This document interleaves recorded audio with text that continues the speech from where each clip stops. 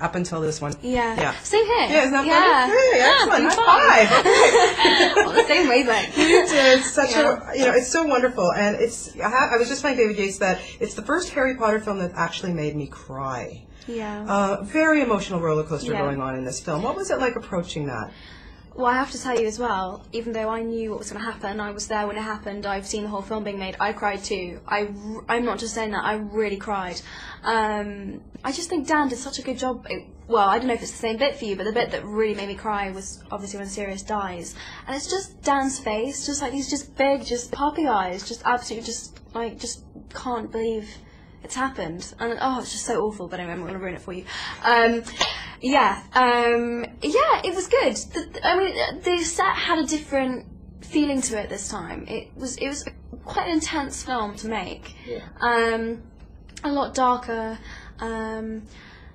I just think they progressively keep kind of maturing and growing with us, which is nice. Exactly, because I was going to say that. I think this is the film. I mean, as we've seen you growing up on screen since you were 11 years old, but to this, I think that personally, just watching it, it seemed to me that you really related to these characters the most out of all of them. Yeah. I think so. I mean, David really wanted to, not forget the other films we've made. He wanted us to take everything that we'd learnt, all of our experiences from it, and bring it all together in this one. Which you can kind of see where he used all of the flashbacks from all the other ones, which is so weird because then there's just the shot of me when I'm 11 and now, and it's really weird. But he really wanted the relationship between Dan, Rupert and I, which obviously is a real relationship. There is a real friendship between us, and he really wanted it to come across on screen, and I think it does, and it feels really genuine because it is, kind of. Yeah, so for sure. Yeah, I was saying that, Harry is going through such turmoil, and as you said, to watch Dan do it, I thought he just did a brilliant job in this movie. How hard was it for you, not just as his fellow actor, but as his friend, to watch him go through that kind of stuff? I guess, I think it was, it's emotionally exhausting doing that kind of acting every day, and I think, Dan never let it show, which I really admire. He's really, he never says he's tired. He works so hard, and he did a really good job, and, I guess you just kind of just try and support him, really, and tell him. I was just like, there were so many scenes that I was in where I was like, wow, you're amazing, it was so good. So, yeah, I guess just that. Any teasing going on before his big kiss scene? Did you rile him up? I didn't actually. I was quite good. I was quite controlled. I was quite sad actually because I wasn't on set the day that they did that scene, and I was like, damn, I really wanted to watch. But I think, I don't know. I think it was all right in the end. He didn't get too much stick for it. So. Okay, and obviously with each film we see more and more phenomenal British actors. The veterans, and this time you get to work with Emma Stone, Helen Bonham Carter. Yeah. Yeah, Imelda though. Oh my goodness, what a bitch! I know. Whoa, tell me about it. She's in a whole new league of bad guys. She's she's so horrible. There's something really sinister about her as well. It's a different kind of evil, in a way, because she's so disguised, it makes it scarier, because she's so screwed up. She's such a screwed up, messed up person. It's horrible.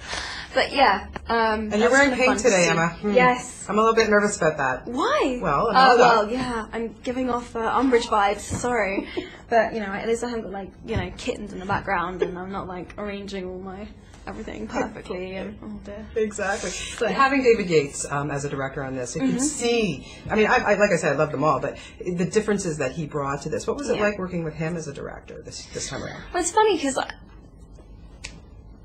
Mike and David are the first two British directors that we've had, and obviously Mike was the last director that we had on the fourth one, and they are such different personalities. I can't actually tell you. I mean, Mike is very eccentric, British, very big character.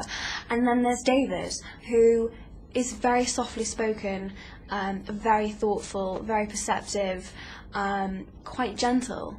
So it was kind of like a bit of a, I kind of had to adjust myself.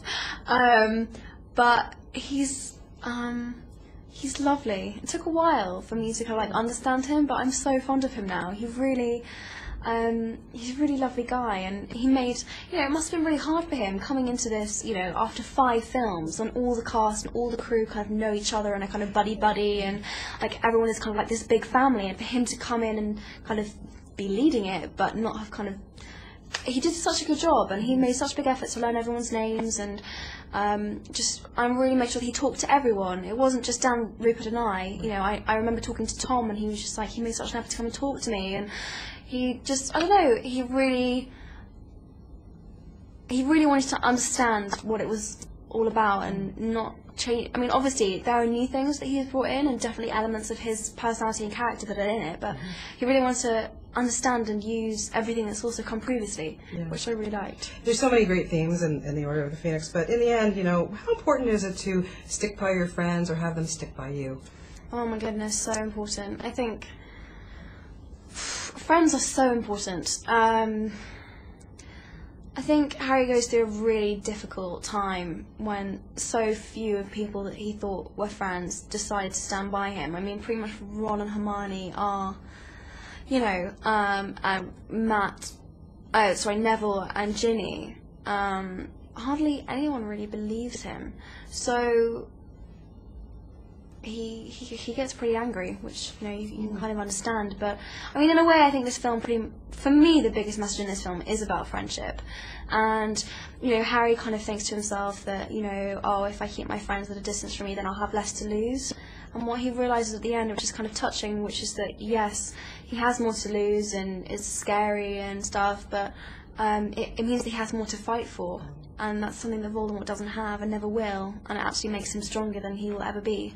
And it's really cool that he realises he doesn't have to do it on his own, and there are people that, I don't know, it's really cool. It's really like, I think it's a really good message. I totally agree with you.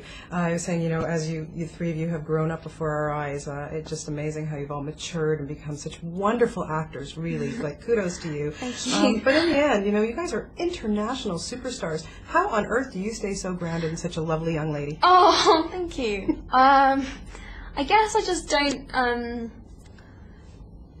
don't know, I live a really normal life. Apart from just around the kind of release of the film. I know that sounds weird, but when I'm not filming, I make such a big effort to keep going back to school and keep living as normal life as I can. I try not to use chauffeured cars and bodyguards and things like that. I just public transport and being with my friends and being people my own age, and just my family keep me really grounded. I have a really, really strong, really supportive family around me, and that makes such a big difference. And can you go out shopping, like in London? Do you find that? I do. The thing is, if it ever got to a point where I couldn't, I think I'd be so unhappy. You just kind of, I'll get stopped by a couple of people, but that's not going to prevent me from living my life. You just kind of, I'm kind of used to it now. That's the other thing that people don't understand. I've never really known anything different. I came into this so young. I've just kind of integrated it into my normal understanding. So everyone's like, isn't that weird? All of this stuff. I'm just like, nah. I'm really blasé about it. I'm just like, yeah, I don't know. So you just kind of. Good for you. I look forward to the next film, which you start up soon, and it's always lovely talking to you. You're just awesome in this film. Thank you. Thanks. Oh, thank nice you to so see you much. again. You too.